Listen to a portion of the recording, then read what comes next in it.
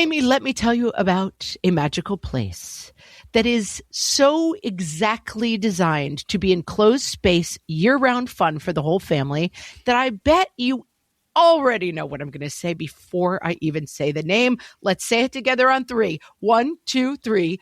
Great Wolf Lodge. You got it, Amy. My kids loved Great Wolf Lodge when we went. You probably already know that it has a huge indoor water park with a wave pool, lazy river, a bunch of massive water slides. But then your pack can hit the other attractions because, wait, there's more. Great Wolf Lodge has adventure-packed attractions like Magi Quest, a live-action game kids can play throughout the lodge, plus the Northern Lights Arcade. Spent some quality time there, so your kid who loves the lazy river and your kid who loves fantasy games will both have a great time. Great Wolf Lodge also offers great dining options and complimentary daily events like nightly dance parties, all under one roof. Unpack the car once and you're settled in to have fun. And with 22 lodges across the country, you're always a short drive away from adventure. We've both had such great times at Great Wolf Lodge, so bring your pack together at a lodge near you. Learn more at greatwolf.com and strengthen the pack. And the cat mask really throws her. What fresh hell? Laughing in the face of motherhood. That's a good way for nobody to get anything done. With Margaret Abels and Amy Wilson. I hate cooking. A podcast that solves today's parenting dilemmas so you don't have to. So like hot people only, huh?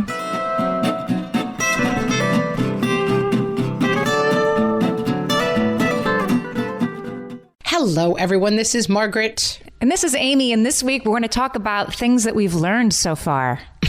We're about 4 weeks in, guys, and we've been learning some lessons, some hard lessons, some long lessons. Some stay-at-home revelations. Yeah. I mean, I learned that perhaps having 3 kids was not my best choice ever. Although my sister was arguing, let me know what you think about this. We were trying to rank the order of hardness for sheltering in place. And we were going back and forth. It's like, is it easier to just be a single person? Like, at least you have to deal with anybody else, but then you're lonely. But is it harder to be with 5 people all the time, which I'm finding, shall we say, challenging? I like the variety. I saw a picture on Twitter yesterday, a meme, and it was Mel Gibson talking to the guy playing Jesus on the set of Last Temptation of Christ. And it was like...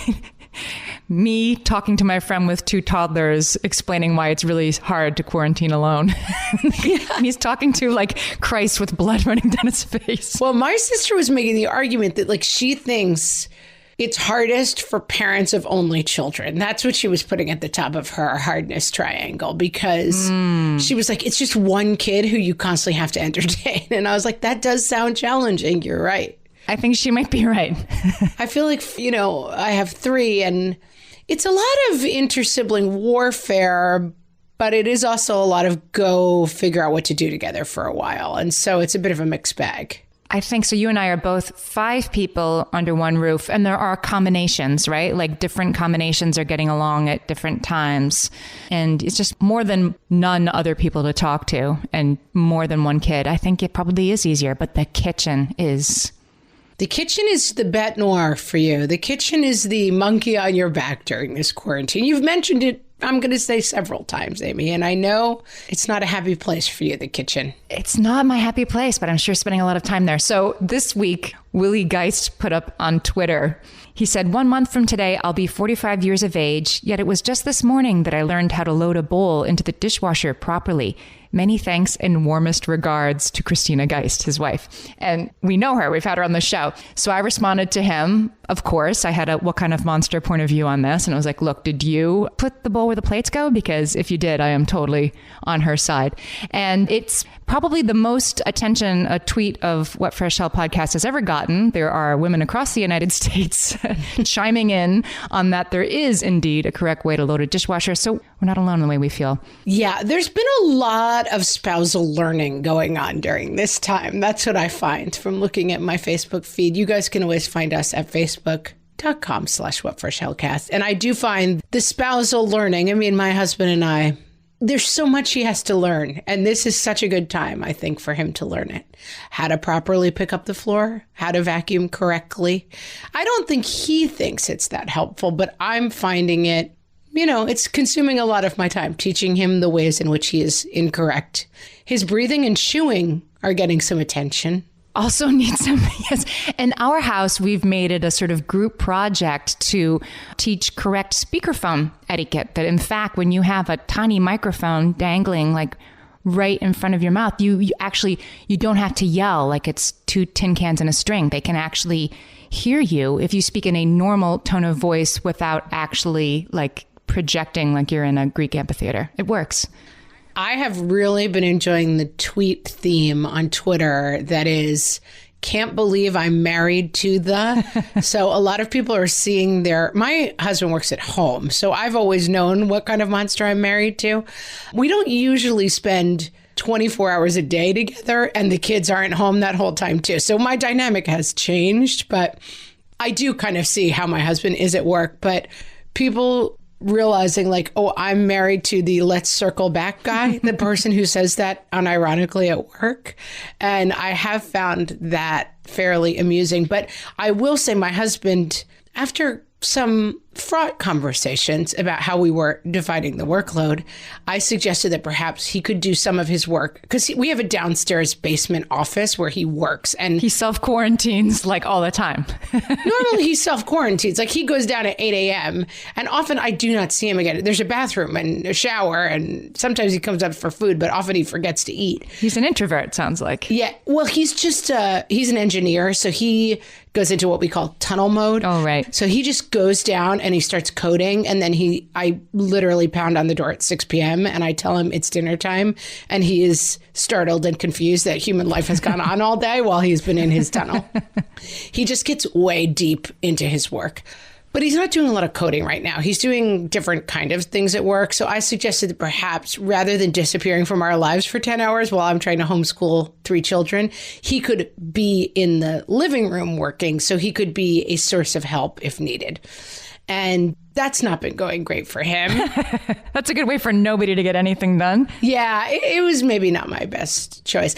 And now I find myself making helpful suggestions about his work, which he does not enjoy. Oh. I'm like, oh, yeah, I heard you were doing this thing. Maybe you could. And he's like, looking at me like, really? You can tell me how to make the bed, how to load the dishwasher, how to raise the children, but do not tell me how to do my job. I have made it my I have found restraint by not bringing the thing up, but certainly by not disagreeing with the helpful suggestion once one of my children makes it. Wait, give me an example.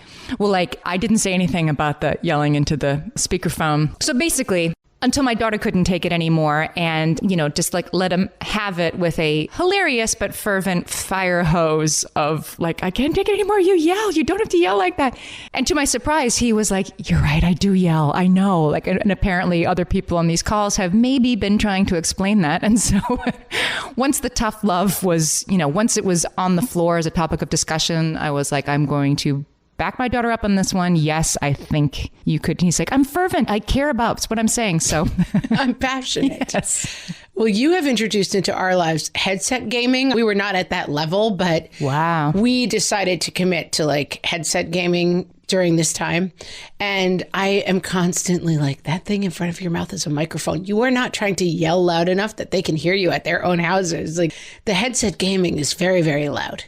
And why that's pleasurable to the person on the other end, I'm not sure. My guess is, having been on some Zoom calls with the classes, for some reason, the instinct to scream at the top of your lungs is hard to resist. Somebody.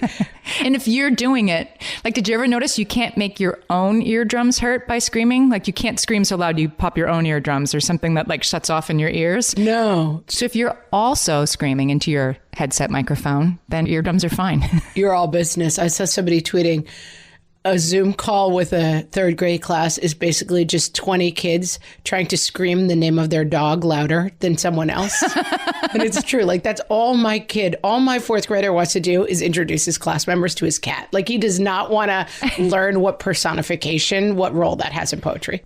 And how has Avril taken, this is Margaret's cat, what does Avril think of this time with everybody home? She's really funny because she just keeps looking at us like, still here? And the funniest we have found is that in an attempt to try to keep some routine, we are doing mass live streaming church on Sundays in the living room. Wow, okay. And so we make the kids, we're Catholics, guys, we make them stand and kneel and sit and up and down. And we're all staring at it looks like we're doing a workout video, basically. And the cat, every time, for some reason, Mass really throws her. She just sits right in front of the TV and stares at us the whole time. Like, what is this? She does not know what to make of it. What fresh hell is this? Well, she wants us to leave. She's done with us. Everyone says it's like the dog's greatest day and the cat's worst day. yes, Marshmallow, like, that's my dog. That's all she wants, is to be around humans. And I think she's definitely already forgotten what it was like to ever be alone. So it's going to be awesome when we leave her alone again. I mean, it's been 4 weeks since she was home with 0 other humans to be with her. I can't imagine. But right now, she's loving it. I mean, it must be very confusing for the poor animals. Like, we recently went away for the longest time we've ever been away. And it was Christmas break, basically. We went visiting all over. We were gone for 2 weeks. And we have somebody who comes in and takes care of her. But yeah, we were gone for 2 weeks. And then we came back and she's like, what is this? You go forever and then you stay forever. She must not know what to make of it. So we went on our Facebook page, which is facebook.com/whatfreshhellcast. And we went to our group. If you're not in our group, join the group, because you can talk to one another. You can post the silliest memes for this moment that you've seen today. And we asked the people in our group, what is the most surprising revelation that you've had from spending all this time at home with your family? So I thought we'd talk about some of our own revelations and theirs as well. We were talking about the kitchen, so I thought this was a good one. Bethany said she just noticed that she doesn't have room in the cabinets for all of her dishes to be clean at once. Yeah, I mean, it is interesting. Like, I will say my house has never been cleaner. I'm usually pretty messy and I try to keep the house clean. But when I'm working all day and the kids leave the house, I usually come and work on the podcast. I have another job that I work on pretty hard and I get busy during the day, and then the kids come home and I'm helping them with homework. So a lot of times, like, the laundry doesn't get done. I mean, we do find a lot of time to clean this house. It's pretty clean right now. Yeah, I am getting to, like, you know, like dusting the lampshades and stuff. Like, not every room every week, but like the thing you've never done before, I am finding time to do. Like, wow, look at all this dirt. Well, also when it started, my first instinct was like, must clean everything, because we were just starting to like shelter at home. And all I saw was like these 3 germ monsters who'd been in school all week and bringing home goodness knows what. And so the first week we cleaned everything and vacuumed. It was like post lice, Lysoling, and it was spit spot. And we've been keeping it up because what else do we have to do? And for some reason, my 11-year-old has gotten who is always the biggest whiner on, super fun cleaning party Saturdays that I talked about. We usually do a Saturday morning cleanup. He's gotten very obsessed with his room being clean. I think it's a control thing. Wow. I mean, let it go, right? If it accrues to your benefit. Yeah, except for he shares with his brother. So it's a lot of screaming at the brother that he's making the room mess. No upside, Amy. Stop looking for an upside. There's no upside. Erin said that she has just noticed that there are approximately 147,532 things I can't stand about my house. The builder's grade carpet, the wrong pink color on the walls, the lack of a backsplash in the kitchen. And now I want to start all of these projects immediately because every time I see them, I hate them. But there's 0 time and 0 money to do them. Yeah, I've been resisting this urge, which I've also felt. My urge has been a little bit more throw away all the things. And I've been trying to resist the urge to just literally throw away everything in my entire house, because I feel like I'm going to regret that. But I do understand the urge. You have to be careful of the deep clean. My sister-in-law a week or 2 ago decided like this was the time she was going to go into like the gaskets of the washer. Are those called gaskets? The inside, like the gunky, yucky. It's probably something I'm supposed to clean ever, and I never have. And today I'm going to do it. Well, what do you think she did? Broke it. Broke the washer. Yep. No, they got it fixed with banging on the door of a closed hardware store and, 1-800 number. And they got it fixed after spending a day fixing the washer. And so she put that on Facebook as a warning to the rest of us. Please don't. It's not the time to take apart a machine that you cannot do without. We don't have this instinct. My husband got a little bit let's build a second level on the treehouse. And I just thought, you know what I really don't need right now? An unfinished project. I don't need a lot of lumber. I definitely don't need the bathroom to be broken because you think you're fixing something in there. Resist. That's my recommendation. Just this morning, I load up the dishwasher for the 150th time this week. I press start, close the door. A couple minutes later, it's going. I don't know. That doesn't usually do that. That was a very good impression of a washer. Was that realistic? Huge. That's your acting skills really shining. It was. I go over and open it. It's flashing water tap. Like one word, water tap. Because, I'm like, okay.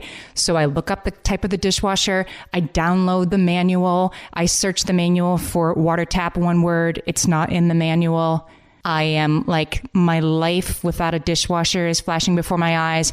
So I did a hard reset, people, and it worked. All that means is I held down the start button for a minute and then I let go and then it stopped beeping and it ran. I was so scared. My husband is an advanced engineer, and he always says, when in doubt, turn it off and turn it back on. Guys, we'll be back with more stay-at-home revelations. For some of us, tax season is one of the only times that we look at our finances fully. And once it's over, well, that was terrible. And it is completely understandable not to want to think about it for another whole year. But using Monarch and being intentional with your finances in an ongoing way helps you see where your money is going and how you can put your refund to best use. We are here to tell you, simplify your finances with Monarch. Monarch is the all-in-one personal finance tool designed to make your life easier. It brings your entire financial life, budgeting, accounts and investments, net worth, and future planning together in one dashboard on your phone or laptop. Feel aware and in control of your finances this tax season and get 50% off your Monarch subscription with code FRESH. As you know, my husband and I are preparing to send, 3 kids off to college, and I cannot tell you how helpful Monarch has been in showing us our full financial picture, helping us to track our spending and reach important savings milestones. Our weekly meeting, Amy, it's now run by Monarch. Love it. Achieve your financial goals for good with Monarch, the all-in-one tool that makes money management simple. Use code FRESH at monarch.com for half off your first year. That's 50% off at monarch.com, code FRESH. At DSW, we ask the important questions, like, what shoes are you going to wear? Whether you're prepping for wedding season, festival season, or just planning the ultimate vacay, the right shoes can make or break an RSVP. So own the moment. You've got big plans, and we've got just the shoes. At the perfect price, of course. Get ready to get ready with Designer Shoe Warehouse. Head to your DSW store or DSW.com today and let us surprise you. Amy, picking up on what we were saying before the break, I think that some husbands really need a project. My sister's husband is in an industry that is shut down right now entirely. So he's not really working and he's project guy. So he's building a new rock wall at the house where they are actually staying. It's his parents' house. And he needs a project. And I do think respect, because I was saying I don't want projects, but my husband, if he wants to take a project, keep them busy, it's good. Mm-hmm. You don't want a caged tiger on your hands. So if your husband is an outdoor project guy, this might be a good time for that. But build a birdhouse, right? It has to be only non-essential. I would say non-essential projects are preferred and definitely not take apart the kitchen sink. Definitely not a project that is going to make your head explode when you go to use the kitchen sink and it is broken. Can we talk about some of the cooking and food revelations that our listeners came up with? Because I thought there were some good ones here. Sure. Jennifer says she has realized that she actually saved a ton of money by letting her kids buy school lunches every day. She used to feel guilty about that, like she was lazy and they were wasting money buying school lunches. Now she said, I have 3 boys and they're about to eat me out of this house. I'll be the one getting the virus because I have to keep going to the grocery store. That's an interesting one. I mean, my overall revelation is that I always think to myself, I like to cook, but I'm busy and, I don't prioritize it. I have had a major revelation during this time. I hate cooking. I hate it. I have gone kind of the other way. Okay, you go first and then I'll explain my own revelation. I mean, I have nothing else to add. It's really made me realize that I hate cooking. I occasionally, once a week, don't mind baking something, whether or not I enjoy eating it. But every night, the thing that crushes me is We have to feed them. Yeah. And the cooking is making me miserable. I don't like it. It's not that I didn't prioritize it. It's that I avoided it because I hate it. And I do hate it. I used to hate it, still don't love it, but I have discovered this like way into it, this revelation at home. I don't like, okay, like we're going to do like lamb with harissa sauce and I'm going to go to the market and then spend all day, simmering the braise. That's not my thing. But I kind of love MacGyvering, like what can I make, like a little Top Chef thing, I guess. Like tonight in the kitchen, I have like a couple of things of bacon left and I have some ground beef and I have ketchup. I'm going to do a meatloaf. I'm going to wrap it in bacon. And you can, thank you, internet, you can pretty much find a recipe for anything by typing in Bisquick raisins. You really can. Like I got Bisquick and raisins. What can I make? I'm not a baker. I mean, I live in New York City, right? Like under normal circumstances, I can get a beautiful anything in 10 minutes. That's way better than I could make it from a bakery. But now I'm home with Bisquick and raisins and 2 eggs. What can I make? And I am doing a lot more of that. And that I kind of like. And that my kids are more willing to join in. Like we did a rotisserie chicken when we went to the grocery store because that's just so easy to turn into like 10 things. Barbecue chicken sandwiches. Right. But then I had the bones and stuff. I mean, I would always just throw that directly in the garbage. And then there's just something like I'm a homesteader mom all of a sudden. I'm like, you don't throw away a chicken carcass. You make homemade chicken stock. And I did. It's easy. And then I've been like, putting it in the like mashed potatoes and stuff all week and it's really good. And I kind of dig it. I didn't expect that at all. Oh, I wish. Maybe I over leaned in because I feel like the first week I was like, I have all this time. I'm going to make homemade dumplings and Chinese food and over pan-fried noodles. And I just, every night I was like, I'm miserable. I don't like it. But maybe I just need to stop being so extra and just more approach it like, hey, today's challenge is what can I make with what I have in the fridge? But I think I just hate cooking. And it's also like, it's the 7 days a week, right? It's the like incessant. I mean, I get it. It would be easier to live with somebody who loves to cook right now. Like we have friends, a couple who like the division of labor is extremely clear. He cooks, she cleans. That's our division of labor, but in reverse. When we were just talking about that, like last night, like, like could we have quarantined with them somehow? Could we have worked that out? Because they already had this going and it works for them. And I feel like we're kind of both cooking and both cleaning. And it's nice to have the partner. It really is. My spouse has really been stepping up. We have been doing the thing that someone suggested on the last episode, which is 1 meal a day. So even on Sunday, we went out and got a big takeout food lunch and ate it. And then my kids, I have one kid who every 5 minutes is like, what's for breakfast? He just got to go, has to know what the next meal is.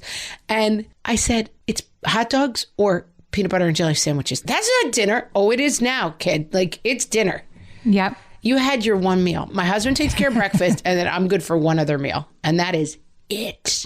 Today, I texted my children to let them know that an assortment of soups were available for lunch today, and they were invited to choose one and put it in a pot. Just canned soup? Yeah, just cans of soup. Like I had like 6 cans of soup. Like you pick one and you pick one, and that's lunch. And this is like unthinkable a month ago, and now they're like, oh, okay. So it is not all bad. It's a revelation for them, right? Like I think they allow themselves to think, and this is like everybody but me in my house, they allow themselves to think that really only mom knows how to turn the washer on. Like sure, she showed me, but there's more to it than on, normal, start. Yeah. She's not going to trick me. Yeah. She's got a special power. Right. And like, it really is like, what do you think you would press next? Like they lead you through the steps pretty clearly, these machines. And I think they finally, although one of my teenagers today turned on the burner underneath the soup and it was going like tick, tick, tick, tick, tick, and he just walked away. I'm like, when you hear that noise, you need to attend to that. And that's how Amy's head exploded, guys. And that is why she's currently seeking treatment for exploded head syndrome. And of course he was like annoyed, like, oh, okay. I'm like, it's kind of important. Take the note on this one. Take the note. It matters. Katie on her Facebook page said, which I like, she realized that she was wasting too much food, has become more strategic about preparing food to limit the number of trips I have to take to the grocery store. I do think there is something about this entire experience that is a bit of a reset about need, want. I love that we don't have 6 Amazon deliveries coming a day, just because like someone said, oh, I want this thing or I'll have this or blah, blah, blah, blah. I do really, I mean, enjoy is a strong word because there's little about this that's enjoyable, but there is something that I am appreciating about resetting, eating what we have in the fridge, eating leftovers, and just that's what's for dinner. You can complain about it, but it doesn't change the fact that that's what's for dinner. Or have cereal, right? If leftovers just gross you out, fine, have cereal. Really paring life down a lot is, I talk a lot about like the great junk exchange and this feeling that we just have constant like vomiting backpacks and Amazon boxes full of stuff that we somehow thought we needed, and the wall of garbage coming in and out. And it's interesting because the homeschool, my son's science, I found that a lot of the science is like, when you go to an aquarium, you go to a museum, there is like the beautiful beluga whale being killed by garbage. Like, it's just a lot on environmentalism, which I'm all for. I'm an environmentalist, but my son's homework, I'm like, I get it already. We're ruining every reading is like, here is a beautiful species. It is being killed by plastic. But my son has gotten kind of into this idea of, plastic. And the other day, one of my sons used a straw, and wow, it was like we had a whole lecture about straws, which is not wrong. Straw consumption, I mean, don't you think that's gone down by like, right? 'Cause there is something nice about this thing of like, guys, like I really hope that it resets our thoughts a little bit about what we need, because we don't need as much as we thought we did. And right, we're not just barfing garbage out from every pore all the time right now. And there's a great old Simpsons episode where they lose electricity and people are panicking. And then after, a little while, like one person ventures outside and the next person ventures outside. And then you cut to this paradise where everyone's like running around with butterfly nets and dancing in the fields and stuff. And then someone's like, TVs are back on. And everyone just runs back inside and shuts the door.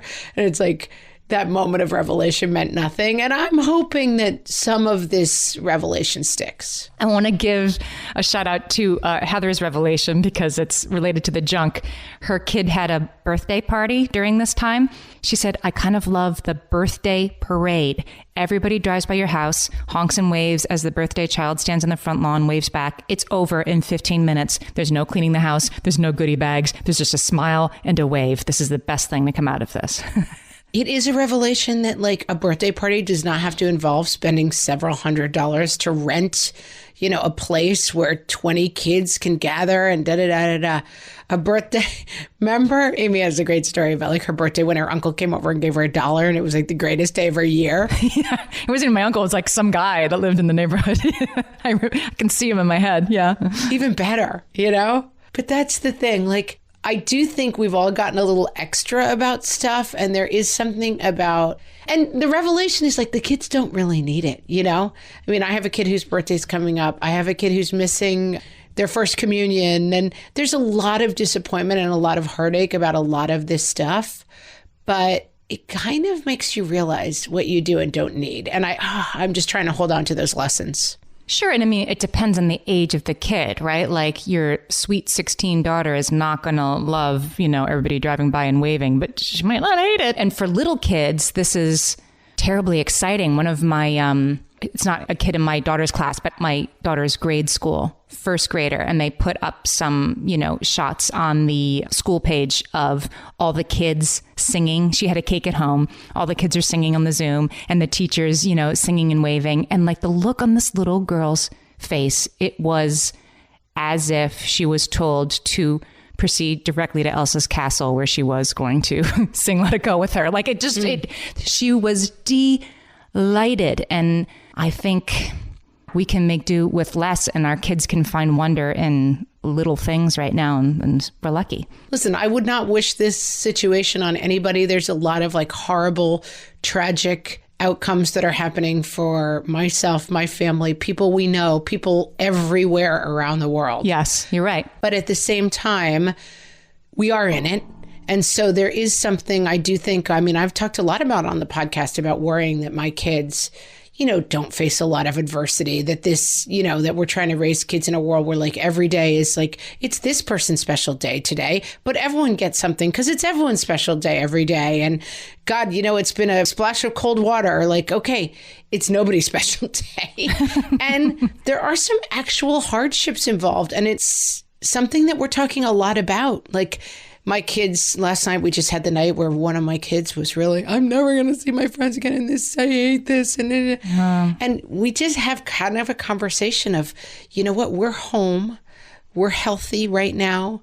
We're safe. We have somewhere to be. We're warm. And like, we have to be grateful for what we have because the context of this is much bigger. And, I know a lot of older kids who are missing huge things. They're missing their proms, their college graduations. And even for them, like, this is the first big thing that they have faced true disappointment and adversity that wasn't just, I didn't get into the school I wanted, or I didn't get the blue ribbon gold medal. This is something that is really ruining a big section of their life. And there's lesson in that. The head of my daughter's school said on like a Zoom call, are you finding like if there's a group call to be on, I am on it. Like myself, I'm hankering for that like connection. If it's a Zoom yoga class, if it's a Zoom like parent town hall, like I am there. I want to hear what like other fellow travelers are saying and thinking. And I really wanted to hear this principal's wisdom because she just, she's wise. I've known her for 17 years now. And anyway, she said that this is a semicolon in our kids' childhoods and that hopefully it won't be more than that. But like it is, it's a big pause and it will be imperfect and it will be wonderful in one way and horrible in another way. But it's significant and we don't have to pretend it's not significant. We just have to make it easier. Yeah, I love that. All right, more on this after the break. Amy, when I'm having a good hair day, it usually makes my whole day better. And that's why on every day, I'm taking Nutrafol. Nutrafol is the #1 dermatologist-recommended hair growth supplement brand. And it's the #1 hair growth supplement brand personally used by dermatologists. Nutrafol's hair growth supplements are peer-reviewed, NSF certified for sport, and clinically tested. Nutrafol offers multiple formulas for men and women tailored to different life stages and lifestyle factors, so you get support that's actually right for you. Adding Nutrafol to your daily routine is easy. Order online, no prescription needed, with automated deliveries and free shipping to keep you on track. Let your hair be one less thing to worry about. See visibly thicker, stronger, faster-growing hair in 3 to 6 months with Nutrafol. For a limited time, Nutrafol is offering our listeners $10 off your first month subscription and free shipping when you visit Nutrafol.com and enter promo code LAUGHING. That's Nutrafol.com, spelled Nutrafol.com, promo code LAUGHING. My favorite skincare products actually feel more like self-care, like they're so nice to put on and they smell so good that I'm actually happy when I get to that part of my day. And I swear that is how I feel about Osea's anti-aging body balm. Amy, you are usually the lotions and potions queen on this podcast, but I have to say, hard agree. Osea's anti-aging body balm is a liquid silk body balm that combines the lasting hydration of a lotion with the firming power of a serum, leaving skin smoother and firmer. This body balm is clinically tested and designed to deliver visible results you can see and feel. So we've gotten to use this product for a couple of months now, and I swear I have really noticed firmer and smoother skin, like on the back of my hands. It's like getting a mini spa treatment from head to toe. Get a spring-worthy glow with clean, clinically tested skincare from Osea. And right now, we have a special discount just for our listeners. Get 10% off your first order site-wide with code FRESH at OseaMalibu.com. That's 10% off your first order with code FRESH at OSEAMalibu.com. Guys, this era of drive-by birthday parties is a revelation. Like, it is so much better than taking our kids to regular birthday parties. And it got us thinking, how many other events would be better drive-by style? Like, imagine drive-by baby showers. Oh my gosh, you look adorable. Oh, you don't even look that pregnant. I bought you a diaper cake. I'll email you the tracking number. Drive-by first communion. Gosh, we hated to miss sitting through a 90-minute mass, but here, we're throwing this $20 bill on your lawn as a testament to our support of your child's spiritual growth. Drive-by wedding of your husband's friend from junior high school. You look beautiful in your dress. I would have loved to chat with your weird uncle while drinking watered-down cocktails, but instead, please accept this brief yet heartfelt wave. Drive-by office Christmas party. Oh, I'm sorry. I can't hear the vaguely offensive joke you're telling me, middle manager guy. I'm too busy honking my horn to celebrate this great event as I speed away. Merry everything, guys. This has been If More Parties Could Be Drive-By. From the What Fresh Hell podcast.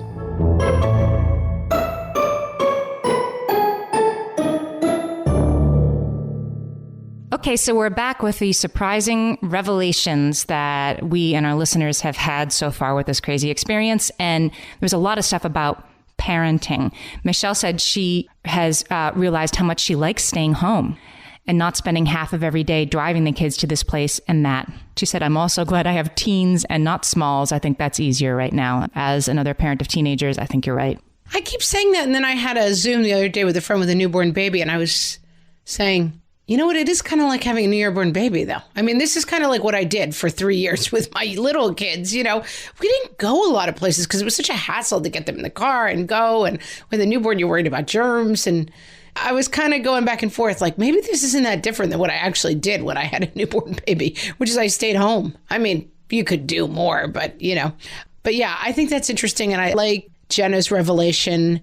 In some ways, it's easier for me to be a stay-at-home mom, having my school-age kids home, someone to play with, me and the baby. I think the revelation that you enjoy time with your kids is, it seems very, what's the word I'm looking for? Like silly, but it's something that I think a lot of us spend a lot of time, like we have to stay busy because, gosh, if we're not busy, the kids go crazy. And if we're not busy, we would do too much screens. And I have found the revelation of what's on the other side of boredom very useful. Even screens, my kids, there are days where I say, I don't have any rules. I don't want to fight it. I don't care what you do. And my kids stop playing screens at a certain point. They get bored of them.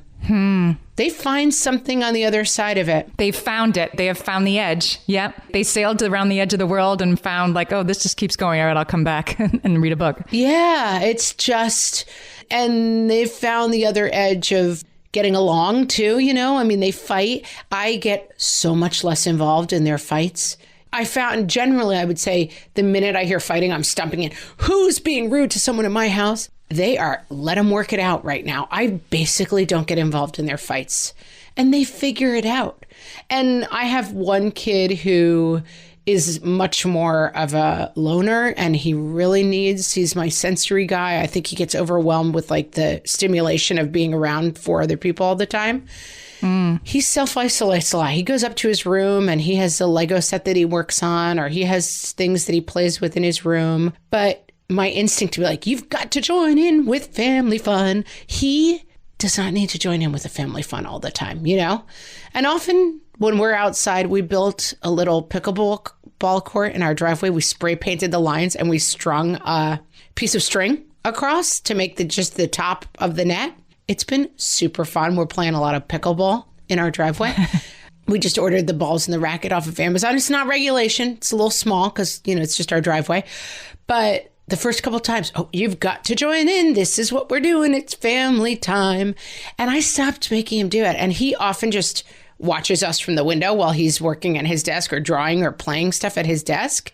And then eventually he'll wander down and play a little bit and wander back. But that's interesting. I've let go of a lot of, I have to make this a certain way. And that's working. I got to remember that lesson too. Leanne actually says she noticed that her kids are getting along well and need less, oversight from her than they did in the beginning. She says, I think we're all adjusting. And I think that is kind of true. Like I've definitely adjusted myself, but I think my kids, they're not bickering as much because that gets boring too, right? Like we're settling from this is an intense, short, crazy thing to like, oh, I don't know how long this is going to be. So I need to just kind of relax. Like I'm finding myself needing to do less with them. And I'm also finding myself needing to do less for me. Like I can just sit down on the couch for a couple minutes and do nothing. Yeah, you needed that revelation more than me.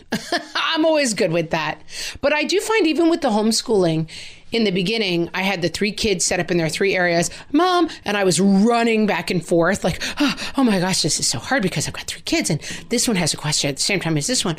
This morning, I had a work deadline and I just said, you're on your own. Figure it out. And guess what they did? They pretty much figured it out. And they probably didn't get every answer correct as they do when I run to them. But that's what school is. It's figuring it out. Right. You're not usually there. Right. And the technical difficulties, like whatever, right? Yeah. I mean, the technical difficulties, if they literally could not pull up an assignment, I would say in 5 minutes, I will come help that out. But I don't understand whether this should be division or multiplication. Well, then try one. And if it's wrong, you'll learn that way. You know, it's not all learning by me clearing obstacles. Back to the true crises of this moment, Michelle says that she has learned that she hates hide and go seek. I hate all games. There are only so many places to hide in our house. So now the kids are trying to climb to new places like the top shelf in the closet. Oh, yeah. Michelle, I feel your pain. There's a lot of screaming. We can't go to the hospital right now at my house. And yeah, I find that what another revelation is that I really don't like games. And my oldest and I are on the same page with this. Like I also felt an obligation to, in my cruise director mode in the early days, like, and then, oh, look at the whiteboard. It's done with homeschool, 45 minutes of screens, and then it's family game time. I like some games and Uno, I will never play again. I'm sorry. It's never going to happen again. It's horrible. I know. It's like that and goodie bags. Don't talk to Margaret about Uno. Oh, God. I don't hate anything like you hate Uno. It's torture.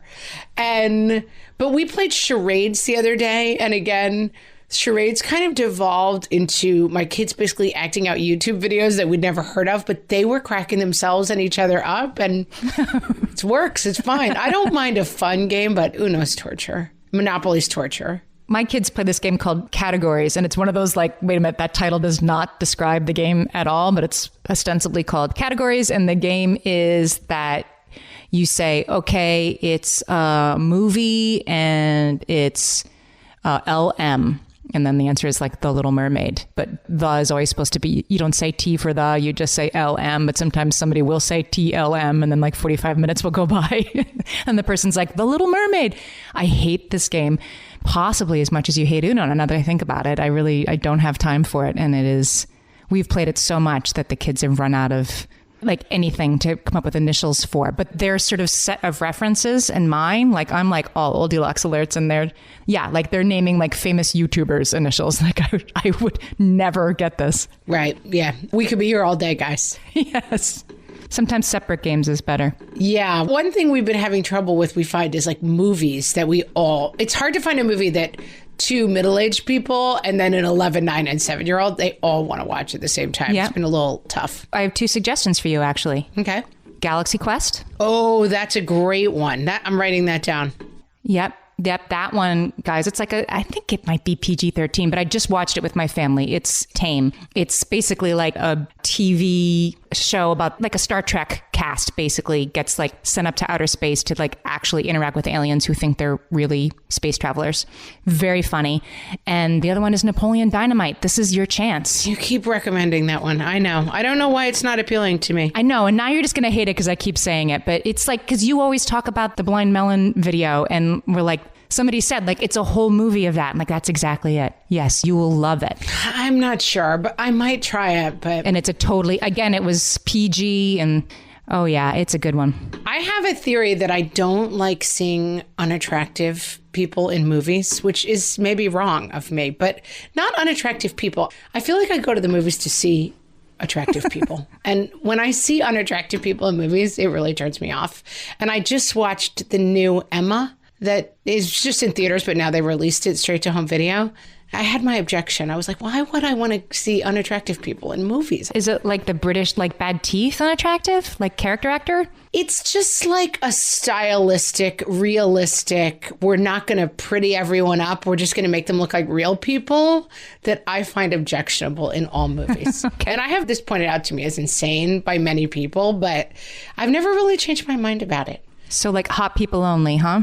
Yeah, I like attractive people when I go to the movies. I don't mind unattractive people in real life. I don't consider myself an attractive person. I would not put myself in a movie. It has nothing to do with what their faces look like. It's like a style of making people look unattractive. Because the girl who plays Emma is beautiful. Like everyone in the movie is attractive, but it's like they make them look unattractive and weird. It's not for me, guys. It's a quirk. All right. But Galaxy Quest I will take, and I will give you this movie recommendation. Huge hit with my 8-year-old, 9-year-old, and 11-year-old. Remember the Titans. We had the best time watching it. We were cheering. It's football.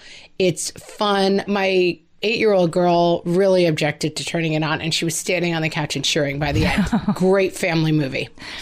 Erin says that family dinners have been her revelation because she said we used to only have them on weekends because their weekdays were like the typical, like, I'm not home from work yet, and this one is soccer practice, and they actually wouldn't eat dinner as a family except on weekends. Now we sit down every night together, and they play high-low, which is the version of like you used to call it roses and thorns, I think, right? Well, like, what was the good part of your day? What was the bad part of your day? Yeah, best part, worst part. Yep. Yeah, she's like, it's kind of hilarious since we are all having the same day right. to hear what people pick. It's often hard to find a best part of the day or a worst part of the day. It's just another day. Yeah, and she says it's also kind of amazing to have nothing on the agenda on the weekends. I mean, yeah, my weekends are very, pick up, drop off, go to the soccer field, go to the baseball field. And now, yeah, it's just like weekends are like the days between Christmas and New Year's kind of days, right? Like just might as well wear your pajamas and throw a load of laundry in and, walk around the house. And it's not all bad. It's another thing that I have found the conversations that we're having get really interesting and deep. And my kids are talking more to each other about things. And it's just the fact of being together all the time. And that's been interesting. Like we can often have a dinner where my kids only talk about YouTube videos and which ones are funnier and less funny. And now we're spending so much of the day talking that we end up having deeper conversations. Someone was mean to me. Well, they think I'm different. This is happening like on Fortnite or whatever. Oh, well, I find that being different, it's just really interesting. We're getting past which is the funniest YouTube video into some deeper conversations because we have to spend so much time talking to each other. Right. And then you never interrupt the important conversation, right? Like the other night, the boys were supposed to, not leave the table. They both had homework. I'm like, well, you're not I made dinner and now you guys, we were going to get this kitchen completely cleaned up like nobody was here. And then you can go start your homework. And then instead we got into a whole deep conversation about, the meaning of life and politics and whatever. And it went on for so long with both of my teenagers and my husband and me that eventually we were like, okay, go ahead. You guys go do your homework. We'll clean up. And both of us agreed afterwards, we had this tacit understanding, this conversation is going on for a while. And P.S., we are not loading the dishwasher while we're doing it. And we want them to help. But we were both happier to have spent that half hour. Our kids are way more interested in talking to us than they usually are. They have so few options. Well, and I think we've talked about that before, and it's something great to underscore. Lean into that. When we start playing pickleball and all of the kids are involved and the pickleball game becomes who can keep it away from dad, I have that tendency to be like, no, we're here to learn how to play this game. But lean into whatever develops, and that's the right thing to be happening right now. It's not an opportunity to learn to get better at pickleball. It's an opportunity to laugh as a family doing an activity. And it's not an opportunity to teach dishwasher correct loading, although let's be honest, there's a lot to learn there. It's an opportunity to have a family conversation and just see what's on the other side of the boredom and see how the conversations develop and see how much time you can just spend outside goofing around and see if it's nice outside. Just walk around, just see whatever's working is what you should be doing. I like that. Whatever's working is what you should be doing. Yeah. And it's an opportunity. Guys, we hope you're staying well out there. Amy and I are both staying well ourselves and just enjoying having a perfect job in which to social distance and continue to have something to do. It's been a nice revelation, and we would really, really appreciate it if you guys would help us spread the word. Post the episode, tell other people about it, have them come join you on Facebook. Any way to just help us keep getting the podcast out to people, we would appreciate. Yeah, because we're going to keep making episodes, but, the tough part is the commutes, the exercise, the things that we used to do when we didn't have kids around. That time has shrunk for all of us. The spending literally any time alone, is that what you mean, Amy? Yes. Yes, those things have disappeared. Yes, which is why we've come to suggest you can always put this in one ear and pretend you're listening. Exactly. And guys, you can always find us on social media. We're at Facebook at What Fresh Hell Cast, and you can join the group from there. You can invite anyone you want to join the group as well. We're also on Instagram at What Fresh Hell Cast, and we're at Twitter at WFH Podcast. Thanks for listening, guys. Talk to you next week.